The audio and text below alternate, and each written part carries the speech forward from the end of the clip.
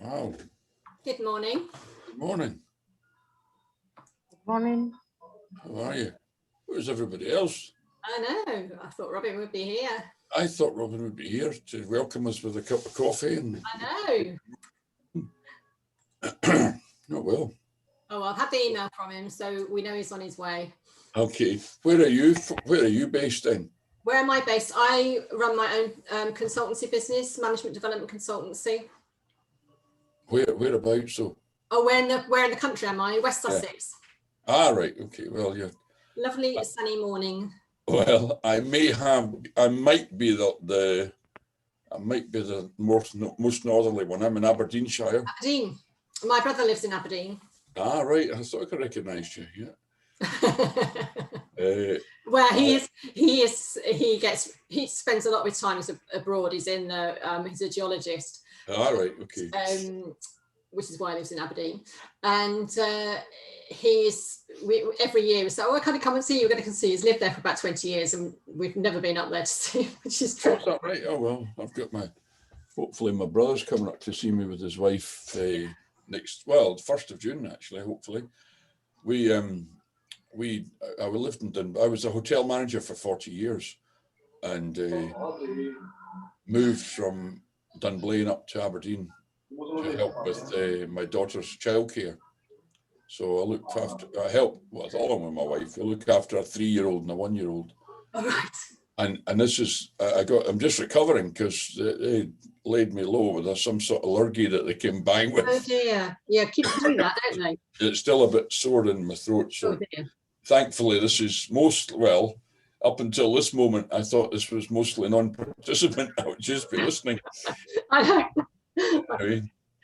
Some day you end up saying quite a lot, and then others not at all. Absolutely. Yeah, no, it's good to see you anyway. That's fine.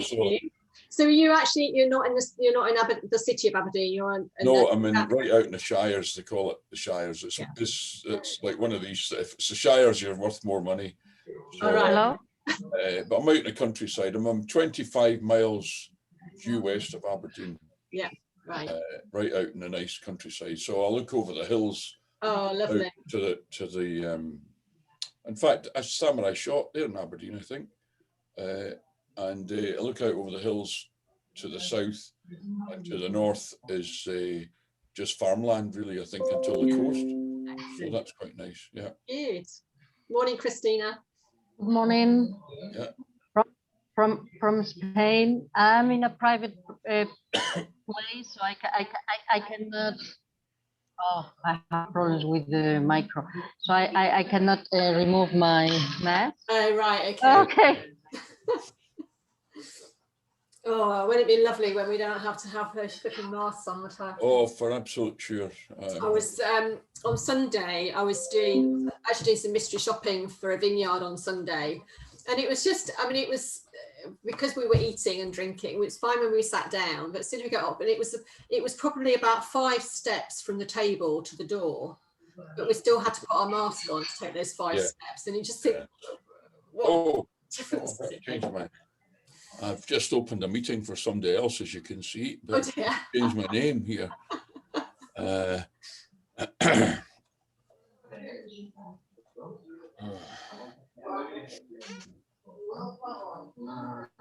Yeah. Katerina's in the car. Yeah. Katerina. Katerina's from Aberdeen, I think, if I remember correctly. There's a lot of background noise going on here. I think it is probably Christina, I think, is it? All right. There we go. Here's Robbie. Late. Welcome to your own meeting, Robin. Yeah, we finished now. Caroline, Christina and I have almost finished now, so if you want to just sum up, that'd be fine. Yeah, I always debate whether to actually say entrants can come in before the meeting or not, because And another thing, that coffee machine's broken in the meeting. But no, mine's all right. yeah. Oh no, I brought my own tea because I knew it was broken. Good morning, everybody. Good morning. Good morning. How are you, Robin? Okay, keeping sane as it is. Hard Yeah. work, but yeah, somebody's got to do it. Absolutely. No, you're doing a good job. I mean, I'm really, really impressed with the kind of constant numbers, you know, the quality and the size of the group is just fantastic. You know? Yeah, Who I was worried it would drop down with places opening up, but I think they need it more than ever. You know, you got to twist it. People will have to share their experiences of actually opening. And knowledge about different bits and pieces is always good. Yeah, it's international now because Scotland are involved. So Yes. Talking of international, yeah. Hello, Christina. Hello, Robin. How are you? Okay. I hope you enjoy the forum. It's sometimes quite UK based, but there's lots of information. I'm sure the presentation from Caroline will be very useful, and admin is something general. So yeah, I've started to open up a bit to sort of to the whole world, really. So yeah. Christina, what do you do? What's your business? I'm working I was working in the hotel industry as a supplier for IT devices. And now I'm trying to, I'm importing goods from Italy and Spain within Europe. So I'm a provider. I'm a supplier. Yeah. I'm a supplier more than anything. I'm in Italy right now. Yeah. In the region of Piemonte, and this is lovely. I have visited the vineyards and Very nice. the small and the big wine factories, and this is very, very nice. So I'm trying to. I was at a vineyard on Sunday, but we weren't allowed into the actual winery itself because of COVID, which is a bit of a shame. Really. Yeah. I cannot hear well, excuse me. Oops. How are you, Barry? Sorry, taking your cup of tea. Morning, Robin. Caught me just as I was taking a slurp. Yourself, how's things? All right. Keeping Good morning, all. busy. How are Morning, you, Robin? Fine. It seems it's still cold there. Well, it's not exactly tropical here in Bristol. It's stopped raining, so Yeah, I've got a bit of sunshine out there, but Wow. I wouldn't say it's t-shirts and swimming Well, trunks. at the moment. I'm working on the 10 already. Yeah. I'm a keen gardener, and we've had, in fact, I do work for a local golf club, and we've all been absolutely crying out for rain, and now we're like, be careful what you wish for. Yes, It's just yes. as hot. It seems it's been one of the wettest Mays you've had for years Yeah. So where are you, Simon? in Malta. Aha. Oh, wow. Morning, Barry. Stay. Hey, Kevin. How's Yeah, things up north? always nice and hot here. Well, it's not nice and hot. It's not raining, which I think this is the one day or the one morning this week it's not going to rain. I think you've sent it down our way. I'm Where not, are taking, you, Barry? I not know. taking it too seriously, but I'm building an ark.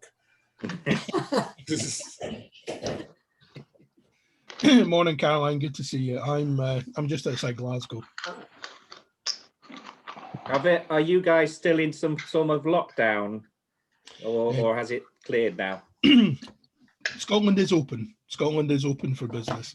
The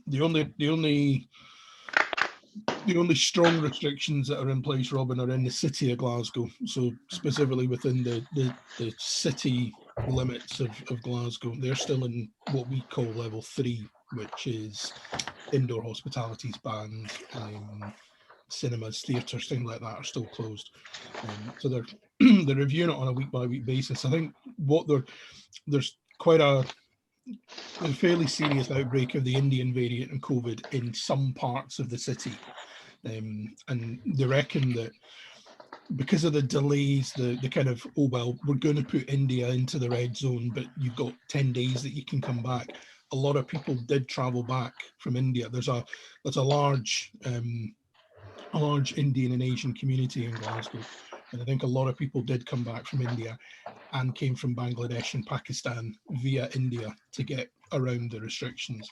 So there's a fairly, we're being told there's a fairly serious in the sense of the numbers are still growing. I think what the Scottish government's waiting to look for is when they go over the cusp, when the numbers stop growing, when they start dropping. And what they've started saying this week in the media is as soon as the government are confident that it's not causing hospitalizations to increase, then they'll relax. But they're not quite there yet. So apart from that, Scotland is open. So everywhere else is open. I'll be interested to hear today what people are finding since England has opened up. What is the impact of the staycation? Are people seeing that kind of uplift in business? Because I'm hearing very mixed messages in Scotland. It's not necessarily showing through in business levels in Scotland. I'm from my hotels. I'm hearing that. Well, I'm seeing. Never mind hearing. I'm seeing that things are doing well. Obviously, weekends more than weekdays, but it's quite buoyant as far as the outside of the city centres and the town centres. I don't have any town centre hotels, but I hear it's still quite quiet. Don't know if anybody else has got any news on how the town centres are doing. Exactly that, Robin. From what I've seen and what I've heard talking with people, especially London-based, it still seems to be 25% occupancy, 30% seems to be aspirational at the moment. Whether any of that will move through price-led deals and short break opportunities through the summer, I'm not sure. But there doesn't seem to be a lot of optimism in London, certainly at the moment. Yeah, it's I think until the international market opens up, I think it's going to be quite quiet, especially in London. And then if they start charging the tourists to come in with a visa, then we'll. Certainly, the trend at this end of the country seems to be that I think there's that general trend. Self-catering is in very high demand. You can't get lodges or cottages for love money at the moment. And I live quite close to two of the major restaurants in Scotland, and there's an awful lot of caravans and an awful lot of camper vans, and they're all heading north. Yeah. But for hotels, for guest houses, B&Bs, I'm hearing a very mixed message at the moment. If you're coastal, if you're in kind of the tourist hotspots, it's okay, it's looking promising. If you're in any of the towns and cities where the traditional, you'd have the international market or the corporate market, it's a bit grim. Robin, does anybody know where we can get stats for Scotland and England as far as occupancy is concerned? I've got next session on the 8th. I've got David Collins doing a session just on booking and how things are going, but Right. he wanted to wait until the market had really opened up. He works with Revenista, and they cover most of Ireland and the UK. So there's information coming from there. I mean, I've got some information which I was, as far as people are concerned, about 50% of the people these now, according to ClearSight, think that the worst is over. So I suppose that's good news as far as clients are concerned, looking for somewhere to stay and things. And about 50% think that we'll be back to normal by December. Well, that's fantastic. So yeah, it's in a way it's quite positive compared to what it was last time they put one of these out. It was quite dismal, really. So I think the whole vaccination process and opening up is giving people more confidence, but they just have to make sure that they keep a control on it, don't they? I think also, I think people are waiting to see who goes on the green list. Yeah. And so they all do want to get away for sunshine, but now there's still this uncertainty about who's going to be on the amber list, who's going to be on the green list. And so it's putting people in a awkward situation about whether to book here or whether to wait and book overseas.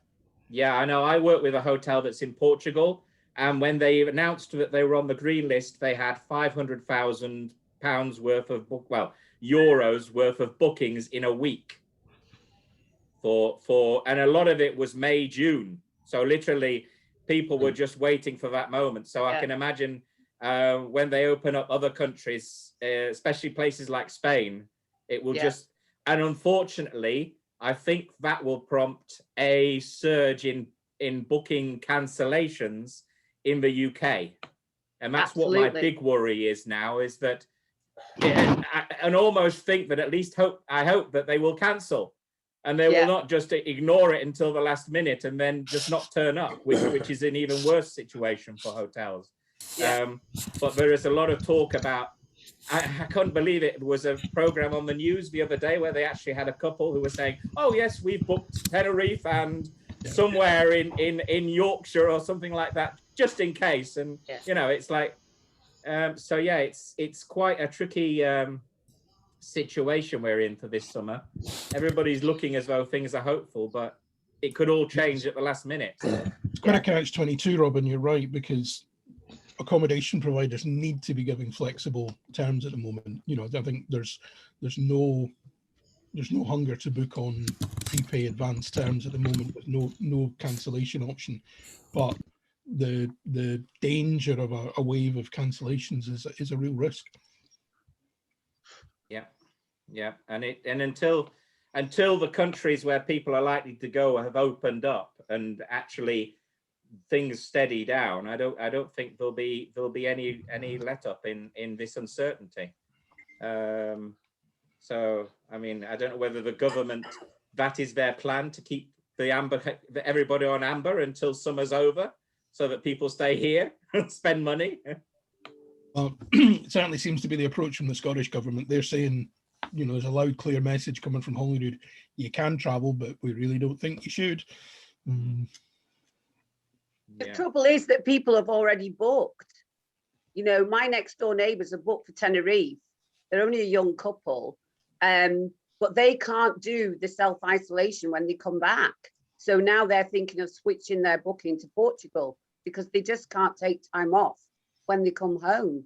And they didn't realise that when they booked that it might be that situation. Of course, Spain's now saying, come in, we're welcoming you. So it's a very confused message that people get. But of course, from the other point of view, I mean, Spain's desperate to get tourists back, as you know, as much as we're desperate to keep them here for the summer. Spain's desperate to get them back. I mean, I have a lot of connections over there, and last year was bad. This year, if they don't get some tourists in, then it's going to be a lot of businesses will go under. A lot of them will go under. Yeah. My friend was eating in a pizzeria in Crete. He actually lives over there for the summer. And he showed us a picture, 9:30 on a Saturday night in this pizzeria. And apart from him and his workmate, there was one other person in the pizzeria, when normally that would be heaving on a Saturday night. And that's all there was, just 3 of them in the pizzeria. Yeah, it's the same all over the world, isn't it? It's people aren't traveling, and until places are, well, until they get a control on the virus totally, because like you say, I mean, if it comes in from another country, then it can create another spurt. So I think the emphasis now needs to be on making sure every country's got their protection, not just the most populated and the most sort of like advanced ones. But we shall see where it goes. And with no further ado, we've got Caroline today, who's going to give us some helpful advice on keeping those staff, because let's face it, it seems to be quite an issue now with actually getting staff and keeping them in the hospitality industry. So what we can do to develop those staff and bring them on board is very, very much needed. I'm just going to mute everybody so that Caroline doesn't have any things. And now, Caroline, if you unmute yourself, you've got ability to share.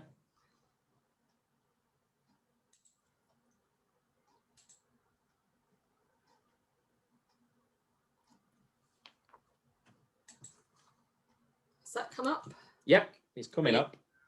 There we go. Yes. Great.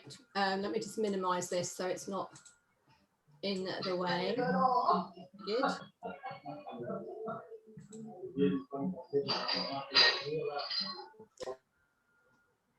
Oh, that's better. Thank you, Robin. All right. Well, good morning, everyone. As Robin's already said, I'm going to be talking about team development today, which is really so important now. And I know a lot of your employees, they probably had some development during time on furlough or when you've been quieter, but also it's really important that we sustain that to keep people with us. So what I'd like to cover this morning is, first of all, why bother? And we know the obvious one is to keep our staff loyal, but also what are the barriers, what are the things that get in the way of us delivering development or helping our team with their development, and then some tips in terms of that planning development. I think what would be really useful for me, actually, because we've got quite a mixture of people here today, if you could just put in the chat whether you're an operator or in a support role for the industry, because most examples I'm going to use are actually from an operations point of view, but it just would be handy to know where people are from, because I don't know everybody who is here today, so that would be great. Thank you. So while you're doing that, a little bit about me, Caroline Cooper. My business is Naturally Loyal, and my key focus is on management development, and particularly I love working with first-line managers, either making that first move into a management role, or if just helping them to improve their skills and maybe looking for future roles, more senior roles ultimately, but just having them to do a better job where they are now. And I work primarily with hospitality, leisure and tourism businesses. And my background is leadership development. I have done quite a lot of work as well on customer service and have materials on customer service and helping people with their customer service training rather than delivering it for them. So that the two of those really do tie in with one another, because people development and customer service, it's quite difficult to sort of separate the two. So this morning, in that role, one of the things that I hear so often say is that, oh, Caroline, it's all very well, but what if I train them and they leave? And to me, they're asking that question the wrong way around. What they should be asking is, well, what if I don't train them and they stay? And to quote Henry Ford, he said, the only thing worse than training your employees and having them leave is not training them and having them stay. Because nobody wants people who are not up to the job. So what would be really useful for me now is that if of the people who have got teams who have been on furlough or maybe even working from home, I would love if you could just put in the chat box for me whether you have, it might be all, a combination of all of these. Yes, you have got people who have been working on some things during lockdown, which you've organised for them. You've got people who have done work-related things that they've initiated for themselves. Yes, but they've been working on things that are non-work related, so maybe just an interest. Some of your team have not been on furlough, but they've still used that quiet time to learn, or E, yeah, absolutely no idea, or not that you're aware of. So just put A, B, C, D or E, or a combination of those in the chat for me, because that would be a good way for me to just sort of measure the level of development that's been happening over the last sort of 15 months or so. But I think we're all agreed that development is important. And that sometimes we think, well, if it ain't broke, we don't need to fix it. But as these results are coming in, so B and A and B, we can see that people are always keen for development. It's inbuilt in us as human beings. We want to grow and we want to develop. So in terms of why bother, well, as we've already heard, it shows that they are valued. So they're therefore much more likely to stay. And when we've invested in somebody's development or supported them with their development, that in turn leads to higher engagement levels. It's inevitably whatever they've been learning will help with their performance and productivity, but just also the fact that they're more engaged will improve their performance and productivity. It has a knock-on on the guest experience. And of course, it does help with that loyalty, which is absolutely key. And going back to that quote from Henry Ford, there's another one that I love, which is Richard Branson says, train people well enough so that they can leave, but treat them well enough so they don't want to. And I think very often the reason that people leave is because they've not had that development. So people have got that mindset of, I'm not going to develop them because they're just going to go off and leave. That's often the very reason that they then go off and do something else. Secondly, we want to make sure that people are kept stretched. And of course, what's been happening during lockdown, people have gone off and done other activities. They have learnt new skills, they have been reading up about other things. And the thing is that once a mind has been stretched by a new idea, it never returns to its original dimensions. So if we're bringing people back into a role now where they have, they're not tapping into some stuff that they have learned and people have moved on from where they were 15 months ago, then that will get very frustrating for them because they now know other stuff and we're not tapping into that. So it's important that if we're not sure what people have done while they've been on furlough, that we do find that out. Developing people also helps with succession planning. And I think very often we think of succession planning as being, thinking about, okay, so who's going to be my next restaurant manager, who's going to be the next deputy GM, and we're always thinking about sort of promoting people up, which of course is fantastic. But succession planning might also be Mandy on reception. We know that she's a student. She's not going to be staying here forever. When she graduates, she's going to be moving on. Who's going to fill her shoes? So it could be thinking about sideways moves as well, because it could be for people to get development in areas that broadening their skills or just for a change of scene. So thinking about that succession planning of sideways moves as well as upward moves. Of course, it massively increases flexibility of your team. So people have got development in other exposure to other roles, but not just within their own department, but again, cross departments. So coming back to replacing Mandy, if I've got somebody in the restaurant and we have got times when the restaurant isn't really very busy, but Fred is also quite adept at being on the front desk, then that just gives me that area of flexibility within the team, which is always going to be a good move. And finally, and I think this is absolutely critical at the moment, is employer brand. If we want to attract people to the industry who see it as a career rather than, oh, I'm just going to fill in before I go off to uni, or I'm just going to fill in until I find myself a proper job. We are going to attract people who have got that mindset. So if we want people who see it as a career, we need to be able to demonstrate that they are going to have that opportunity to develop when they come to us. So being able to give people a taster for some of the developments that we deliver, but also if they were to talk to any of our existing employees, is there evidence that they have actually had the development that's kept them engaged and kept them interested as well. So we need, so absolutely critical at the moment is that employer brand and being able to demonstrate that.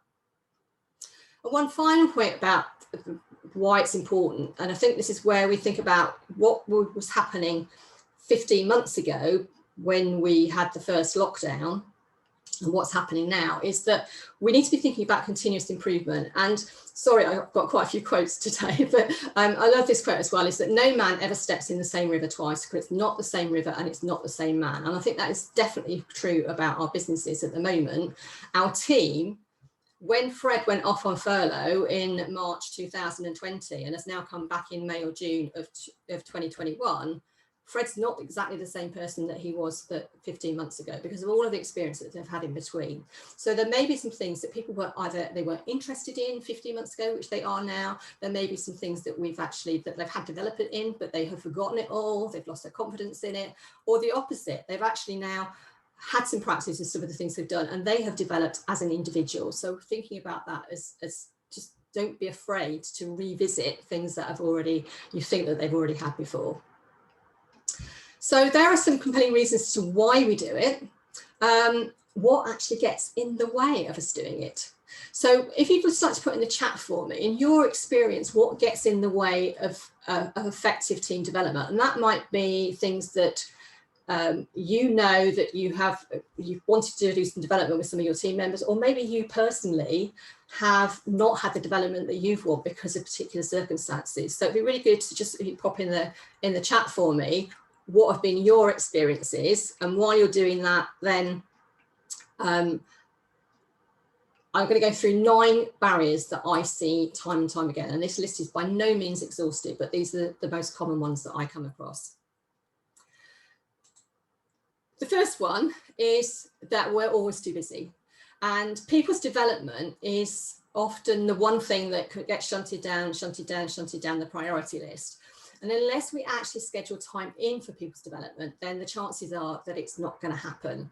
Now, the good news is that development doesn't necessarily have to be huge, great big blocks of time. What takes the time is sitting down with the individual and planning that development and looking at where the opportunities are. But actually there are opportunities for people's development every day of the week if we know where to look.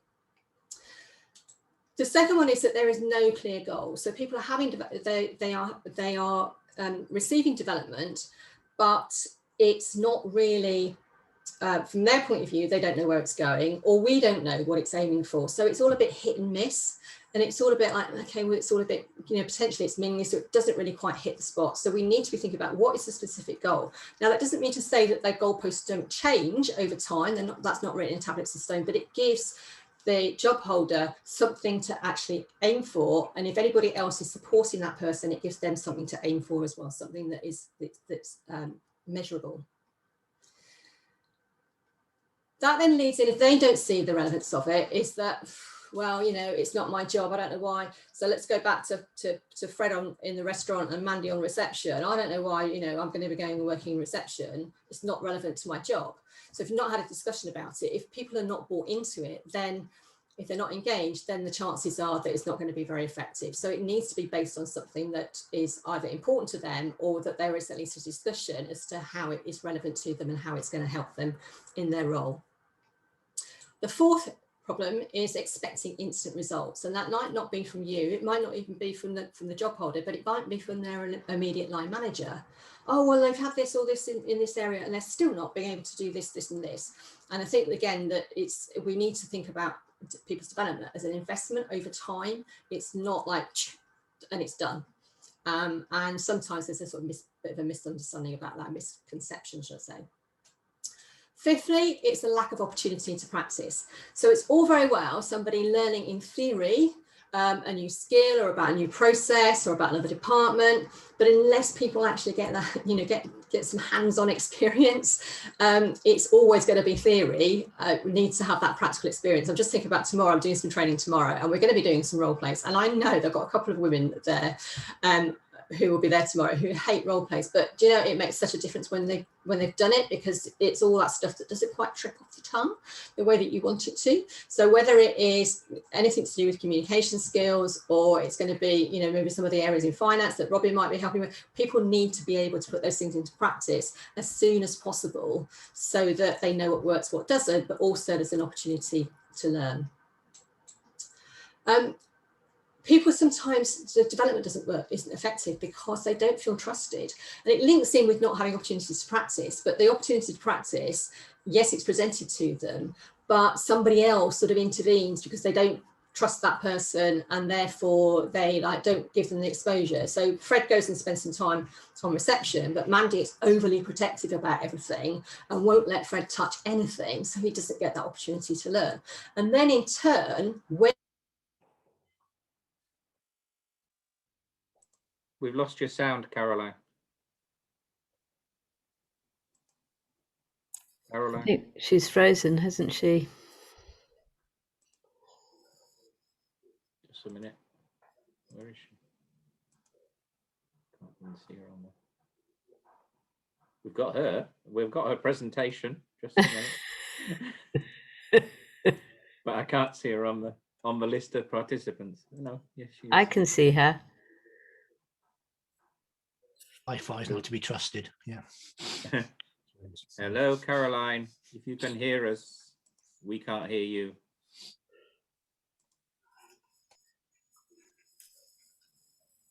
Nope, we've lost her. She's probably gone. I'm sure she'll be back in a minute.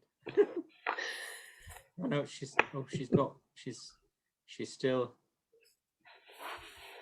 There's two of her in the list.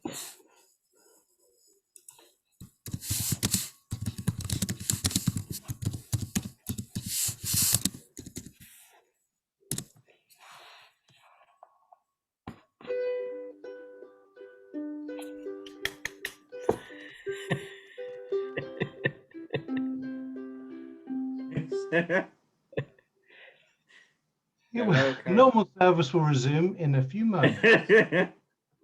Meanwhile, I mean, yes, I will add that it is important. Just fill in, why not? It's important about development. It was interesting. I saw somebody the other day here in Bristol. They got the job. They just recently taken over the job of a hotel as. Here we are. I'll save that one for later. Caroline, are you back? Hello? I think she said that she could hear us, Robin, but we can't hear her. She's on, but she was on mute for some reason. I didn't put her on mute. She needs to unmute herself. Hello, Caroline. Can you hear me now? Ah, yes. Sorry, I was really spooky because I could hear all of you. But you couldn't hear me. And then I heard you say, oh, there's two of me in the list. And the reason is that I've got you're on my iPad as well, so I can see what goes into the chat box.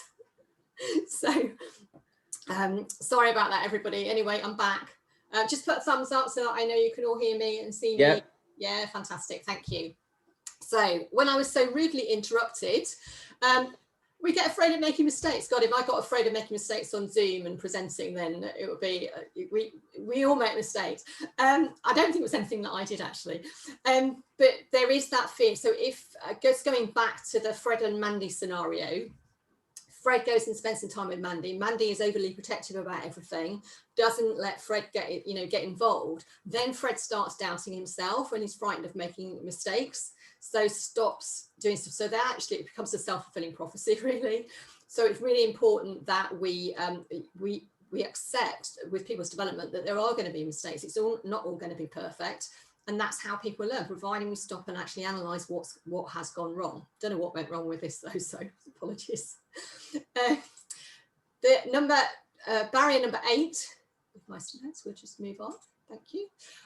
Is sometimes we allow the opportunity for people to do stuff, but we don't give them everything that they need to put it into practice. And when I say tools, it's not just tools as in physical tools, but also the resources. And one of the biggest resources is just having the time to do it.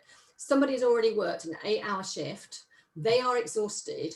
That is not a good time to start to think about their development and what they've learned. We need people to have that space, that time, and not just physically do stuff, but also that mental capacity to sit and reflect on what they've learned, either from mistakes or from successes, and how they're going to actually then improve that. So giving them the time for their development as well. And it doesn't need to be big blocks of time, it's just giving them those pockets of time for that reflection. And then last but not least on my list is, I'll say there no guidance or support, but it's actually not necessarily about no guidance, but it's not the right type of guidance or support. So if let's stick with Fred and Mandy. Fred is working with Mandy and Mandy is now Fred's mentor. She needs to have the right skills to coach and guide Fred rather than it being, you know, tell, and not giving him exposure or asking him to think through things through for himself, because he won't learn if Mandy just takes over the whole show. So it's important that whoever we buddy people up with, that we give them the right skills as well as part of the, part of the whole development plan. So those are 9 barriers that I see in terms of team development. I won't dwell on those. Let's flip on then to thinking about planning development. Okay, so I've got another question for you. How many of your team have some kind of personal development plan in place? If you work for yourself, whether you have got a development plan for yourself in place, because it's important for we all think about our own development too. So A, 100%, B, over 50%, C, only my managers, D, 20 to 50%, and E is fewer than 20%. So just pop those in the chat for me. That would be great. Unfortunately, I've lost all the chat from earlier when I went offline. So just pop those in there for me. That would be really useful to know. So in terms of development, one of the first things we need to think of is an investment. And it's not necessarily an investment in monetary terms, because a lot of the development activities are things that people can be doing on the job, but there is going to be an investment of time. And part of that time, as I said earlier, is when just sort of planning out what that development will be, but also reviewing how people are getting on. But a lot of the actual development activities themselves can be happening on the job. We need to be thinking about building on people's strengths rather than just fixing faults. It's so easy when we look at people's development is that it's all reactive stuff or maintenance type of development, rather than thinking about actually this person's got a real talent in this area. Why don't we tap into that? And I always relate this to a football team. And I don't know why I always use the analogy for a football team, because I don't know the first thing about football, but I do know enough, I think, to recognize that actually if you've got somebody who's really good in goal, that's where you put them. And if you want your team to do really well, you want to perfect that goalie's skills, so they're not going to start letting in lots of goals. So you work on that, on building those strengths. You don't put everybody else in goal and try and make everybody mediocre at everything. So looking at that, where those strengths are, and this ties in with what Robin was saying earlier about if we've got people who have got a real strength in one area, they can take some real pride in it. And you've then got people, they become the go-to person for that. And maybe you are going to be paying them a little bit more as a result of that, but you're going to get good quality people in those roles. So look at focusing on developing people's strengths. Doesn't mean to say that there aren't going to be some faults that you have to fix, but don't put all the emphasis on that. Alongside that is thinking about whether they're stretching or stagnating. And I don't know how many of you are familiar with the skill will matrix. So just a bog standard sort of 4x4 matrix, and on the vertical axis you've got people's skills or their capability, and on the horizontal axis you have got their willingness or their motivation or their buy-in. So if we look at the problem child and the apprentice, and also to a certain extent the underperformer, it's pretty obvious what we do with those people. We need to get the problem child engaged, and we need to manage the poor performer, because we need to get that willingness there to start with. If we've got somebody who's an apprentice in a certain area, it might just be in one skill, they might be in another box for all the others, but we're developing that person, we want to up their skill level. So that's fairly straightforward. But what do we do about those stars? What very often happens is that we think, oh, they're really good, they don't want to go anywhere, they're not interested in promotion, so we just leave them. What happens over time is that they then lose that engagement. They lose that enthusiasm that they have, and they then become a problem child.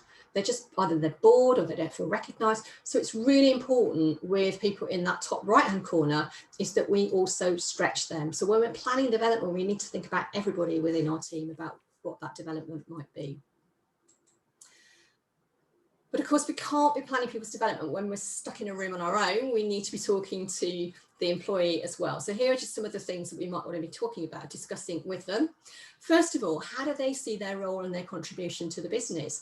Now, sometimes you will be disappointed, but there are other times where you're thinking, oh, wow, you know, never even realized this about somebody, that where they feel their contribution is. They may see their role very, very differently from the way that you see it, or certainly their future role. So have that conversation. Looking at where their strengths are, what is that, you know, what are the things that they're really ace at? What are the things that they love to do when we see them light up and they really enjoy it? When do we see them working really well? And it might not be on a particular task, but it might be in a particular environment. It might be that when somebody else in the team is struggling, that's when they, you know, that they really come into their own, they support people really well. Or maybe when they come into their own when everybody's really under pressure, you've got a big function, those are the days, big event on, and that's when they really come into their own. So where do they work really well? And they might not even recognize that for themselves. What do you and other people in the team value about them? And it's also really revealing what their team members value about them as well. So have a discussion about those things. Then, once you've identified those things, is have some feedback, give them recognition for a job well done, but also think how you can make those things even better. So listen to their ideas, then planning their development. It's not just what they're going to do, why they're going to do it, what's the objective, what we're honing here in terms of their skills or their capability, how are we going to do it, what are the different options, where might that be? It might not be in your own business, it might not be in their own department, it could be if you've got any sister properties, it could be with a supplier. When is it? Is this something that happens that needs to happen in a very short space of time over the next week or so, or are we looking longer term, you know, 18-month, 2-year development plan? And who might be involved? So it's identifying all of those different aspects. And having done that, and in fact get them involved with all of these, the number one person who loses out if their development doesn't happen is them. So give them some ownership of their personal development and trust them to do it. And when they've been given that full ownership, that doesn't mean to say that you don't support them and discuss and review progress, but it gives them that ownership and their pride, and they will far more likely, you'll get that buy-in to their development when you do that. So what about the opportunities that there are? Well, first of all, just a sort of caveat, everything that you do, you need to make sure that it's accessible to all. So if you are planning development, which means then that they might have to be away from home overnight, or they might have to work a particular late that doesn't fit in with their domestic responsibilities, any religious, you know, all the normal things that you think of in terms of potential discrimination. Looking at your cross-training, your job swaps and your delegation, you know, great for flexibility, but also when you do that, there's the sort of the offshoot of that for me is that not only does it give you flexibility and it helps introduce you to another department, but it also promotes teamwork, because suddenly Fred realizes, thinking that Mandy, you know, sort of swans around all day and doesn't really do anything. When he goes into reception, he realizes actually there is quite a lot to this and it's harder work than I thought. So you start to earn respect as well for your colleagues. Buddying up, and thinking careful about who you buddy people up with. So we think about that a lot with induction, but as part of people's development, who can they buddy with who is really good in that? But it's not just about them being good in something, they need to be a real role model. And of course, there needs to be that that connection between the two. The chemistry needs to be good between those two people if they're going to be working alongside some people. Thinking about staff champions, we talked earlier about focusing on people's real strengths. So when people have got a strength in a certain area, can they then become staff champions or mentoring others? And just the process of them mentoring others means that that's then developing their skill as well as the person that they're mentoring. Talk to your suppliers. I'm sure there are a lot of suppliers here today, only too happy to help out with people's development. Or you can put people in touch with people that can help. So it's not just about stuff that's done internally. Think about daily activities. I have to say that the hotel industry is probably, of all the types of businesses that I work with, that we are the best at doing daily briefings. So whether we, you know, morning prayers or 10 at 10, or I like to call them buzz briefings, whatever you want to call them, that they are so important. But it's also really important to do the debriefs as well. So what's gone well, what hasn't gone well, because we all know that we can learn from mistakes, but we also know that we can learn from successes. So if you're just having, you know, 10 minutes in the morning, thinking back to what's happened yesterday, yeah, that worked really well yesterday. What's anybody done differently? So that's development for everybody within the team when you're having those sort of discussions. Think about projects and whether that's somebody actually managing a project or just sitting on the sidelines in a project. Good exposure for people to understand what's going on, and great development for people. And ultimately, what we want to be doing is creating that culture for continuous improvement. In my mind, development never ends. There isn't an end point. And I think, you know, at the moment, there's been some quite sort of steep learning curves, particularly for new people coming in since reopening. Steep learning curve. But then we don't want that just to then start to level off and then trail off. We want to sustain that. And in fact, you know, even if it's just small incremental improvements, to think about it as being a continuous process. So just some questions to leave you with in terms of supporting your team.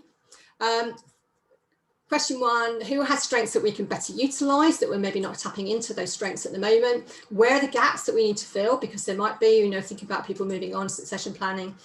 What's happening this week that we can learn from? What are the current or future projects that provide development opportunities for anyone in my team? What are the opportunities are there to upskill and cross-skill? How can I help my team to develop and support each other rather than always coming from me? What coaching and development is needed in order to do that? Who needs to be stretched to maintain that interest? Who's got aspirations in what? We're going to know that by having a conversation with them. What more can I do to develop my team? And the last point is, what can I do in the next 24 hours to get started on that? So, sorry, apologies for the break halfway through. I don't know what happened there. But just to review what we've talked about, why bother? We've talked about the barriers, and we've talked about planning and development. So what would be really useful for me actually is that of those things, if there was one thing that you'll take away from what I've just talked about, what would that be, either for you or for your teams or any of your clients that you think would be any sort of tips for things that they might want to consider? And while you're doing that, I'm going to be looking at what comes into the chat. I just love this quote from General Patton. Never tell people how to do things. Tell them what to do, and they will surprise you with your ingenuity. And that is, you know, a great opportunity, great development opportunity for anybody, is to let your team tell you how they're going to do something. So that's all from me. If anybody wants any more information, I think a lot of people here are already connected on LinkedIn, so please do connect with me on LinkedIn. And I'm going to hand back over to Robin, unless anybody's got any questions. Thank you, Caroline. Has anybody got any questions? I'll just pop in what I was saying when Caroline had her unexpected break. Is I saw in a hotel that a general manager had just started his job in a local hotel. And I looked back over his career, and he was a deputy general manager before he went away and came back as a general manager. Now, he would have only done that because he would have been in some way developed, have found that he liked where he was working, but needed to experience something different. But then he was happy to come back.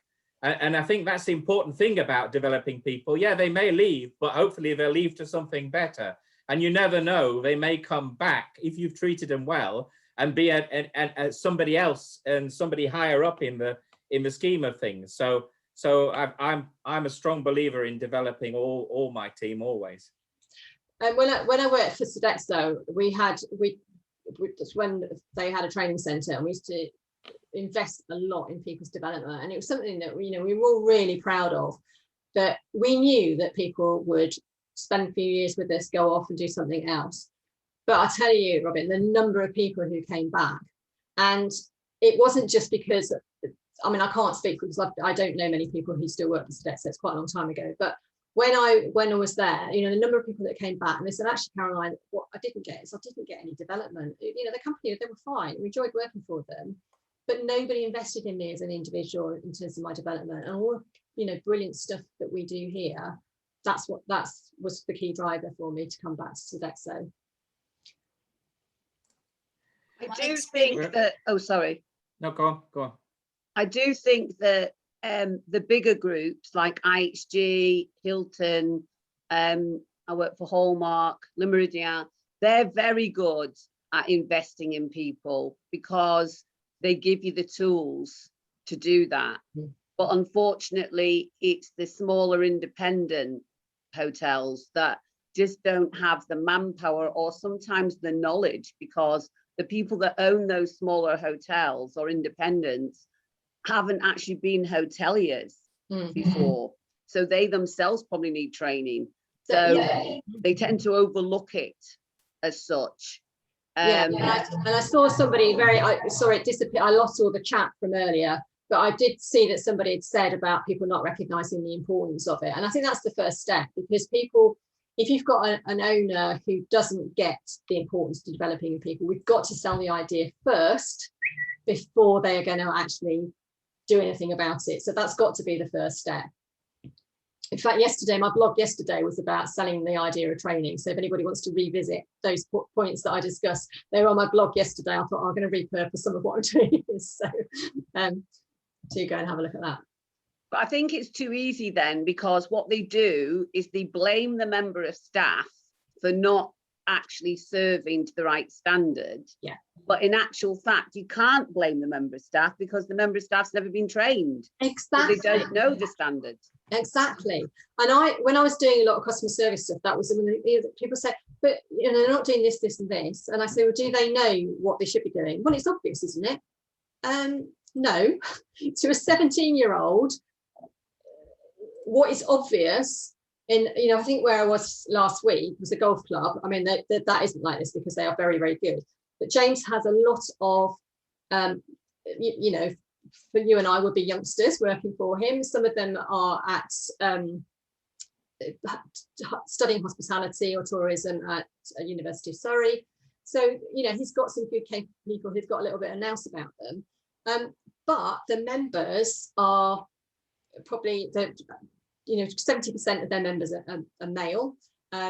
Probably of those, I don't know what the percentage is, but probably a good 50% of those are over retirement age. So what their expectations is of good service, and Jamie, who is a student, you know, we need to marry those two up, because there's a big void when they first come into the business about what that looks like. So yeah, absolutely, and that's just one example, but it's all the way through, really. Can I just come in here? It's an interesting topic, because I follow Gary Vaynerchuk, and he's very vocal on this sort of stuff.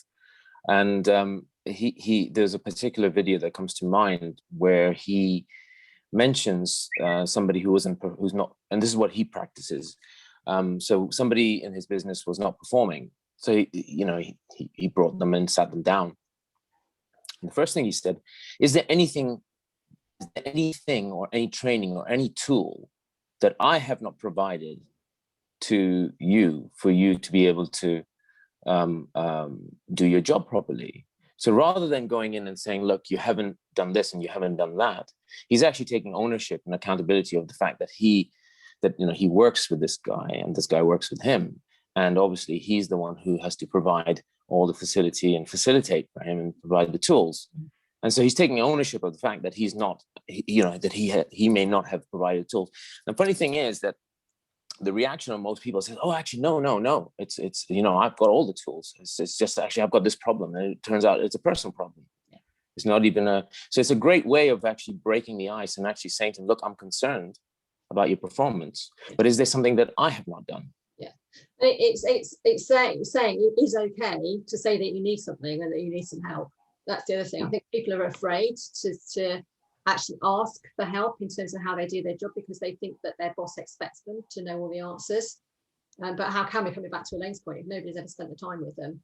But as we saw from some of the barriers, not having the right tools and resources is an absolute biggie, but also not having the opportunity to do it. So often where that I get people who think, you know, this is less about development, but more in terms of why they're not performing effectively, is that yes, there are maybe some personal issues, the motivation might be there, but actually there is either I didn't actually know that I was supposed to do that, I didn't know that that was like my job, or yes, I know I'm supposed to do that, but actually you've asked me to do this, this, this, and this, and I just didn't have the time to do it. Or it's, well, yeah, I know that I should be doing it, but I'm not really quite sure, so I left it. So yeah, exactly as you're saying. It's also creating the culture. I literally, my number one thing was to make employees feel like their family. So they actually cared about each other, kept accountable each other. And there were situations I knew as a boss, doesn't matter what I'm going to tell that person that always has an issue turning up on the weekends, but really great employee when she does, and great fits in the team, everything. And I told the team members, you know, like, this is all I can do. And there was one specific person that they got great on, and I said, you know, I knew she could do it. And literally the team members said, we're friends, we love you, but if you keep doing that, you know, we're not going to be friends anymore. And I said, it's not about me, it's like your friend, your colleague, someone else loses their day off. So they kept each other accountable. Yeah. And head office never understood me investing so much time in training. They expected, which I don't know how many do that, but head office expected to employ loyal employees. And it doesn't work like that. You don't employ them loyal. And I was very demanding, but the training to address that, you know, what if I train them and they leave? I trained them to their highest abilities. Half of my employees, and it was a small team, but they could be a managers, which was my job. I trained them to do many of my things if it was their ability. And guess what? When I was off sick for 3, 4, 5 months, they never gave me a manager. They never gave anyone else in the shop, and they run the shop perfectly. Yeah. And I had backup always. If I needed to be away, I knew shop will be okay. But I also discovered 2 months, the moment you think everything is perfect, 2 months, you relax. After 2 months, things start going off. So it's Absolutely. Never finished. Yeah. So thinking about that top right-hand box on that matrix is that people get to a point, and then, but like you say, and you just need to keep on. And it might just be like tiny little things that you do, but it just stops people getting, you know, there's some of it's complacency as well. But just keeping that little bit of a stretch on things, not so far that the band breaks, but just enough to keep stretching them. And I think from a financial point of view, I'm always an advocate of training, because especially now, we have a crisis where we haven't got enough people to actually work in the industry. So if we develop those people to be multi-skilled, to be very highly skilled, to be able to do more and more, and we pay them decently to do that, then we won't need as many people, because our operation will be an efficient model working. And if we use help from systems like ordering systems and other things to just do the basics, and then we concentrate on giving our staff that ability to be hosts, then we still achieve the hospitality, and we develop a team which is very strong, and without having to spend as much on staff. So at the end of the day, it becomes a more efficient model. Absolutely. And I think we often think about just, you know, in terms of the cross training, is thinking just about the own department. But if we go back to the example that I was using earlier with you know, Fred and Mandy, or whatever I called them, is that if we're talking about reception and front office, there are going to be days, you know, let's say that you have a lot of events or conferences at your hotel, and there are days when, you know, they're all the backup of people wanting to check out, and that's their last touch point. They're getting irritated. Now, you might only have enough tech for, you know, X number of people to be checking out at any one time, but you know, Fred is there. He might not be actually checking people out, but what he can be doing is just supporting, being a bit of a runner, just supporting people throughout. And that's part of his development, but it's also giving the support for the rest of the team, and everybody then understands and appreciates each other's role. So you just become a more robust team at the end of the day. Okay. Anybody else? I think I'm going to do something I've never done before, but as being as I'm an ex-presenter, I think I'm allowed to do it. I think I'm going to pass my presentation on to a later period, because we're getting very close to the hour now, and mine's probably going to go on for another half hour. And I know how we always exceed the hour, but I think on this occasion, I think I'm going to sort of like skip it on a little bit. Has anybody else got anything else? Any comments about training, or any comments about the situation at the moment with the hospitality staffing and everything? Yeah, about training, I think just one more thing is like huge leading by example. It's definitely. And on a comic side, sometimes as a boss, and I was in a small team, so, you know, in front of their eyes, everything was happening. I would sometimes say, okay, I'm doing this as a manager, so you do not do this, what I'm doing now. So, but leading by example is so important. So important. Yeah, and it's behavior breeds behavior, and it's sometimes those little things that you're not even sometimes aware of that you're doing, or if you're budding somebody up with them, and yeah, definitely they'll just copy what other people. It's a bit like small children, they'll copy all the stuff that you don't want them to pick up. Yeah. Caroline, do you think that with what's happening now, because I heard a story about a hotel next door to me, which is 4-star, and this couple went for a drink on Sunday nights, and they've got a new barman, and the barman said to this couple, now, excuse me, I don't drink pints, so I didn't quite get the joke at first, but it wasn't funny actually.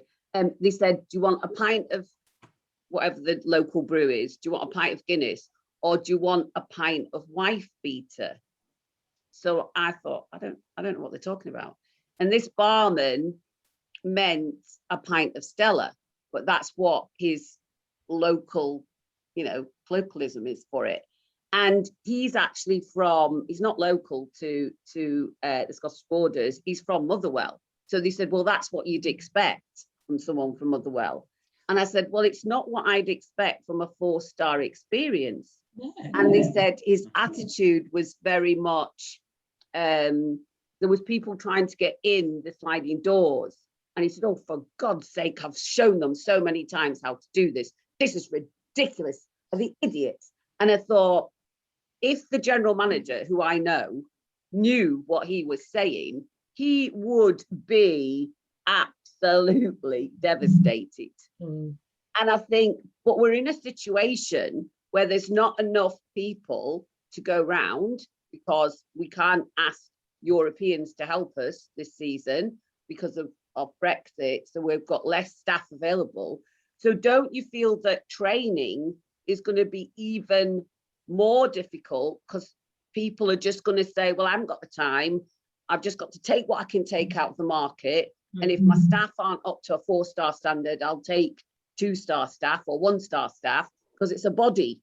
And so don't you feel that, I feel very sorry, because I think hospitality is going to suffer again in the fact that we're just going to put square pegs into round holes, because it's a body. I mean, I think the whole, you know, that it opens up a whole new thing about the recruitment process and who we're trying to attract. And if we think about industries that have also been hard hit, I mean, think about the airline industry at the moment. I'm not a million miles from Gatwick, and there are lots of people that just, you know, there's nothing for them here, apart from hospitality jobs. So is that, you know, it's a whole nother debate, and I'm sure that somebody like Lucy would like to get involved, whether Lucy's here today, to get on that discussion.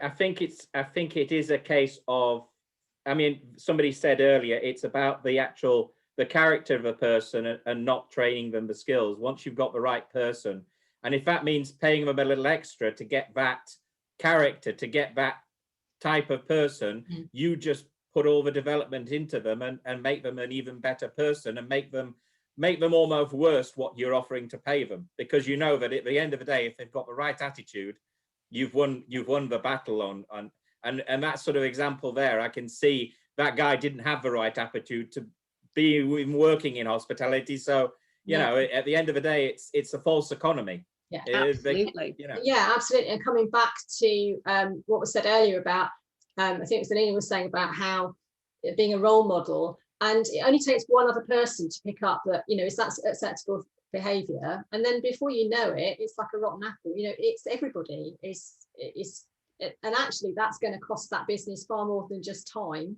to put that right. Yeah.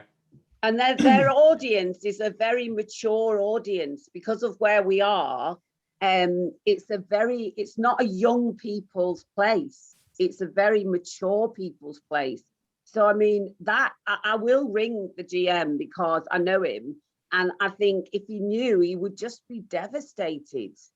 You know, it's just sad that that's happening. Elaine, it's it's a stark example that you share with us there, but it's probably one that most of us have encountered at some point or another. And it just strikes me there's a question that I think should be getting asked in that example, which hasn't been mentioned yet, which is, what are the environmental factors that's allowed that behavior to happen? You know, what has made that what's put the individual in that situation where it strikes me actually that seems a bit of a stress reaction, that somebody is potentially working under unrealistic expectations. Where's been the supervision? Where's been the initial training to make it clear that that kind of communication is not acceptable? I think all too often within the industry, you know, I've seen it all too many times in my own experience. And I'll be brave enough, you know, I'll put my hand up and say there's times in the past when I was in my operational career that I've probably allowed that kind of situation to happen. I think all too often we just blame somebody saying they're not the right person for the job. Have we actually given them the training, the support, the induction, and all the support in terms of ensuring they've got all the tools, all the resource, and everything that they need to do their job? Have we achieved all of that before we start blaming the individual? You know, as a GM and an ops director, whenever I had an HOD coming to me saying we need to get rid of X member of staff, my first question was always, when was the last time you had a coffee chat with them? Go and get all the training records, prove to me that you've given them the proper induction. Have we given that person everything that they need to do the job to the standard that we expect? Now, surprise, surprise, the answer was always no, we hadn't. And only when we'd examined and then corrected all of those factors, ultimately, if we had a bad egg in the business, and yes, I accept it does happen, if we had a bad egg whose attitude and behavior wasn't acceptable, I then felt quite comfortable to say that person needs to leave the business.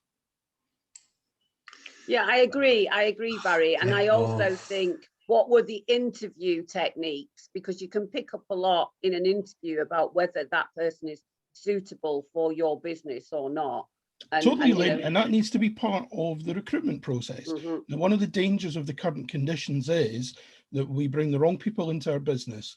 If we bring the wrong people into our business and then we don't give them the proper induction, training and support, where does the problem actually lie? You know, it's always been my experience, we can train, you know, you can train somebody 90% to do the job. The 10% that's extremely difficult to change is somebody's attitude and behaviors. Yeah, you can influence them, but it's much, much more difficult to change those. That comes down to the recruitment process at the beginning. But when you've got the talent pool to draw from that we have at the moment, for operators, that becomes really challenging. Difficult. Yeah. Sometimes it's just like one little blip. As it happened, this wasn't a blip, I discovered afterwards, but I was at Vineyard on Sunday, and I overheard one of the team members saying something, you know, he was peed off with how a group of people were behaving. They were just getting, you know, they'd had too much wine to taste, put it that way. And he was quite hacked off with it. So he said something to my client that was within my earshot. And then he said something about, I don't get paid enough to deal with this. In fact, I don't get paid at all. And he said, I'm not joking. Now, he didn't know who I was. Now, had I been a customer and I heard that, you know, that to me was unacceptable behavior. As it turns out that there is an issue with this guy anyway, but it's that top, you know, there's something else that's happening in the business that has spurred that. So if he genuinely wasn't getting paid when he should have been, then, you know, that's one of the absolute hygiene factors. If you don't pay people what they're expecting, then they're bound to be aggrieved in some way. And ultimately, everybody else will pick that up. And it just makes a bad atmosphere with the customers as well. Bit of an aside, I know. No, but it's so true. I mean, yeah, you have to see all the different aspects of somebody, and you have to make sure that you've given them everything you can for them to perform the way you expect them to perform. Absolutely. Yeah. Sorry if I'm trying to just go through all the stuff in the chat. Robin, you save the chat, don't you? Do you save the chat? Yeah, I save the chat and now send out the presentation. And Nigel's put one in here. It's interesting. How do you test attitude in an interview? Well, for me, it's about getting them to talk about not theoretical stuff, but to share examples of things that they have done, and of things where they have had to rise to the challenge in some way, or something where they've maybe, an example where they maybe have to diffuse thing. And of course, that's the skill of the interviewer, to sort of delve into that, about what they did and how they felt about it. And you can do it, but you can't just do it with a list of, predetermined questions that everybody's, you need to be looking for the evidence of these things. I completely agree with you there, Caroline. It's the attitudinal interview style. It's the tell me about a time you've had to, those kind of questions, which are often dismissed as being, a bit fanciful and a bit theoretical. They're actually really important to delve deep in and find out. If you put somebody in the situation of a disgruntled customer, or being short-staffed on a shift, or put them into that situational circumstance and say, right, tell me about a time when this happened to you and how did you react to it. And it's a good, it's not 100% perfect. Nothing is 100% perfect, but it's a really good way of starting to see the cracks in somebody's attitude and behavior, where you can think, bit of a red flag there. I don't think so. That's not someone I'm going to progress. I always think as well, if you say, give me 3 words that your best friend would use to describe you, and then they sort of relax and they think, oh, this isn't like the same as what did my last boss say about me. This is, I can be myself now. And they might say something like, oh, cheeky, or and then you say, well, why would they say you were cheeky? And you sort of drill down a little bit, because they're thinking, well, I don't need to be formal if I'm just with my best friend. And suddenly they start talking about themselves in a totally different way. Yeah, good one, I like that, Elaine. Okay, well, we have come to the end of another interesting hour. Hope everybody has enjoyed the session. I certainly learned a few pointers, and yeah, I'm a strong believer in developing the team and making them strong, so that you don't have to pay more people. You just pay the ones that you've got a decent wage. So yeah, I'll be doing my presentation in a couple of weeks' time, well, a month's time, because there's a slot available there. So anybody who's missed it, don't worry. You'll get to hear me. I won't shut up. We know that, Robin. I expect to have a good lot of discussion afterwards. So thank you. Yes. Well, this is it. And I saw that, and yeah, certainly worth the discussion. And now at this time of what's happening, it's a very important issue. So yes.